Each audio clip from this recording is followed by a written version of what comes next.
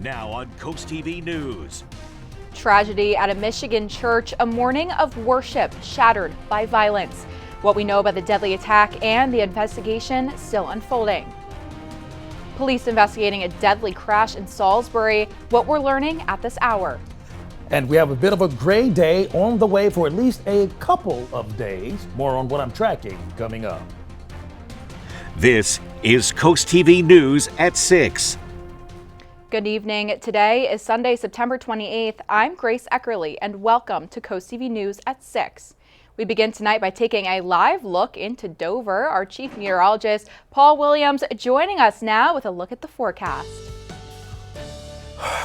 Bottom line here is that we're looking for it to stay kind of gray for the next 2 or 3 days in a row. Threatening for a shower or two, but probably a lot of bark, not too much bite. Let's take a look at where we are right now in Laurel. We're holding at 80 above normal for this time of the year degrees, 65 the dew point temperature, the measurement moisture content in the atmosphere. And because the dew point temperature is elevated in the 60s, look for the cloud cover and the difficult hair days for those who have thin hair that's affected by the moisture content in the atmosphere. Yeah, about 3 days of not so great hair days. 67 degrees by 10 o'clock, but we are clear from any kind of precipitation at this point and nothing earth-shattering close by now as we venture to the south.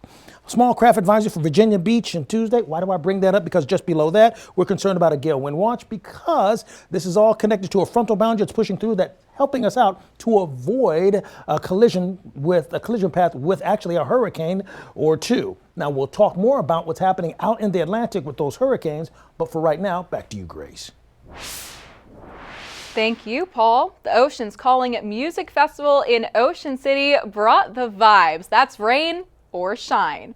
While a bit of rain did roll in during parts of the weekend, the festival energy stayed sky high.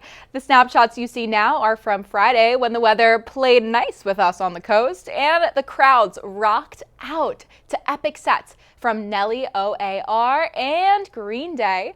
On Saturday night, the rain did not drown out this lineup. Noah Kahan, Vampire Weekend, and Good Charlotte lit up the stage and had the crowd singing along under cloudy skies. Salisbury police now investigating a deadly crash involving a single car. It happened at the intersection of US 13 North Business and Liberty Street. Those police saying that they've confirmed one death. This remains an ongoing investigation, and Salisbury police say they will release more information as it becomes available. Rehoboth Beach establishing 2 new advisory committees to improve public safety and environmental quality for locals this week. Mayor Stan Mills announced the creation of the City Streets and Safety Advisory Committee, as well as the Environmental Advisory Committee. These will oversee matters such as safety issues related to the streets, sidewalks, and transportation, while the Environmental Advisory will focus on enhancing the city's livability through environmentally conscious initiatives that support locals, businesses, and our visitors. Delaware lawmakers set to host 4 public hearings this fall to discuss property reassessments. The committee says its goal is to bring more transparency to the process and to explore ways to make it more fair for taxpayers. These hearings are set for September 30th, October 7th, October 21st, and November 4th. Now, those meetings are to be held at Legislative Hall in Dover, all of which starting at 9:30 a.m. on their respective days. Concern this week over a fire company in Slaughter Beach and how they handled their money. A state performance audit found the Memorial Fire Company did not follow certain policies, kept poor expense records, and lacked strong oversight. That's according to the review, which covered 2021 through 2023, a period when state officials say the company received more than $2.6 million in state funds. Fire Chief Kent Glasgow told CoastTV News the issues began under previous leadership and the corrective actions have already been taken to improve transparency and strengthen financial integrity. And important to note, the Memorial Volunteer Fire Company says that current leadership has already enforced several changes. That's according to a statement from the agency. Some of those changes include hiring an independent accounting firm to manage that payroll and more, mandating supporting paperwork and a review of all major expenses, plus more oversight on that annual budget. The Memorial Volunteer Fire Company says, quote, "These changes ensure that MVFC remain accountable to our community, our members, and our funding partners." A heads up for hikers and bikers. The Gordon's Pond Trail in Cape Henlopen State Park will be closed for routine maintenance. That's going to be on Wednesday, October 1st. The park says the trail will be completely impassable, but that's just during the day. They say the trail is expected to reopen on Wednesday evening. And it was homecoming week at Cape Henlopen High School. Looks like a fun time there for some local students. Cape Henlopen won that Friday night football game against Hodgson VO Tech 34-8. Good for them. And coming up on Coast TV News at 6, a high-stakes meeting is on the horizon for our country. Trump promises, quote, something special to Gaza. What's at stake and why Monday could be a turning point in the war. And we'll have a bit of what I call peekaboo sunshine on the way. I'll explain what that means to you coming up. But first, multiple people were shot Sunday morning during a packed service at a Michigan church. The details just revealed now by investigators. That's after the break.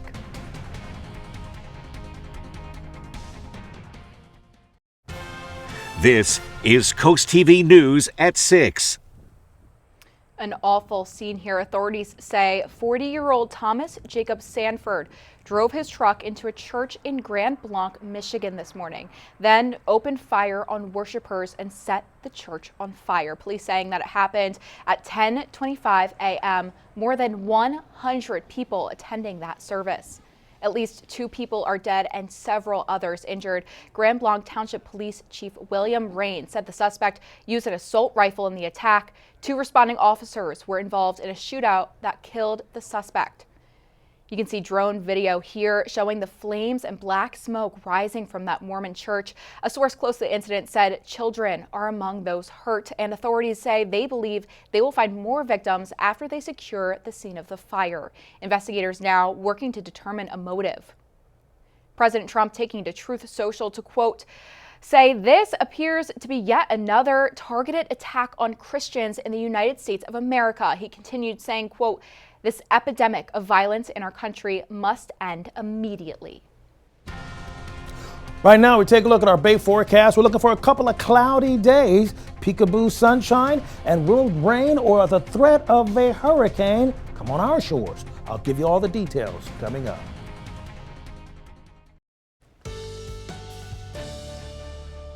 For the next couple of days, it's going to look really ominous outside, but it won't necessarily be a threat, so to speak. It's going to look threatening, but it won't be a threat. That may seem a little convoluted, but stick with me and I'll explain as we weave our way through this forecast.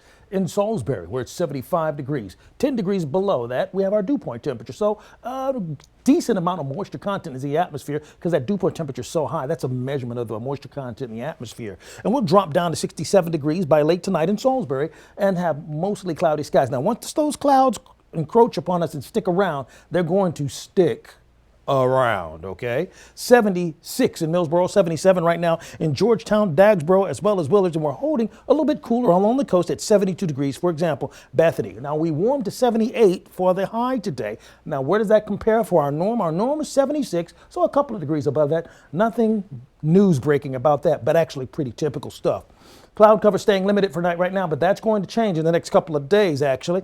Now, as we take a look at our expectation overnight, we're looking for cloud cover to stick overnight. We may catch a random sprinkle at best on your windshield, briefly near Salisbury, and really along Highway 50 going towards Berlin and all that. And then we have the real rain that may arrive possibly Monday night going into late night hours. Now, this wave of rain, although we're seeing it early with this model, I'm still looking at, for the most part, to play out as sprinkles, not really all-out rain, so to speak. And a lot of this is this light green that you see here going into Tuesday morning, it may actually turn out to be Virga, rain up in the atmosphere that won't quite reach the ground. So we're looking for it to stay cloudy and drizzly for Monday. It's going to look every bit of Monday on Monday.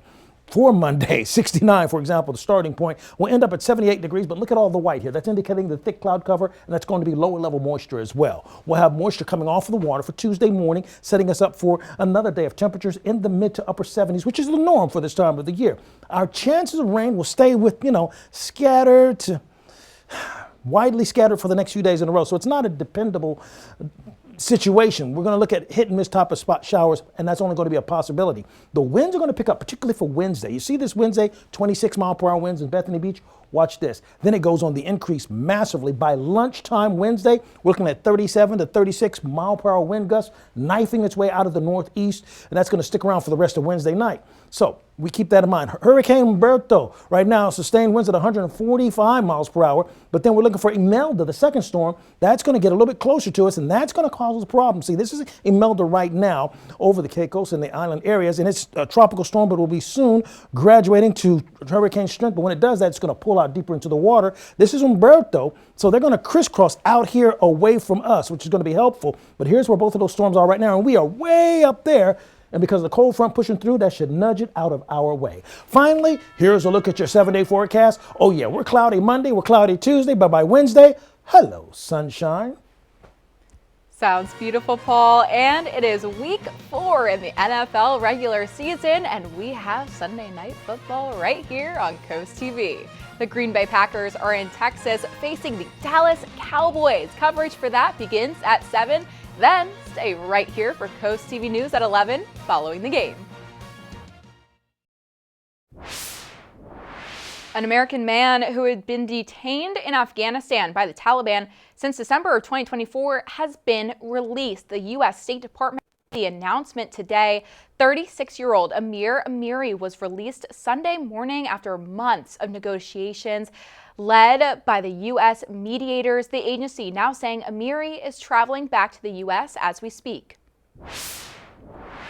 President Donald Trump has promised, quote, something special on a plan for Gaza. Trump will meet with Israeli Prime Minister Benjamin Netanyahu at the White House on Monday. And despite Trump's projected optimism, Israeli officials say Netanyahu has his reservations about the White House's ceasefire and post-war governance plan. That comprehensive plan reportedly would include the release of all hostages held by Hamas. Lawmakers now have until late Tuesday to pass a spending bill or face a government shutdown. The top 4 congressional leaders are expected to meet with President Trump Monday as well at the White House as lawmakers race to avoid a shutdown. Democrats now demanding an extension of Affordable Care Act subsidies, while Trump has called their positions, quote, unserious and ridiculous, end quote. Republicans control Congress, but they still need Democratic votes in the Senate to pass a spending bill. After the break, a new hair product or new medical technology? How a hair gel is now set to help cancer patients undergoing chemo. That's after the break.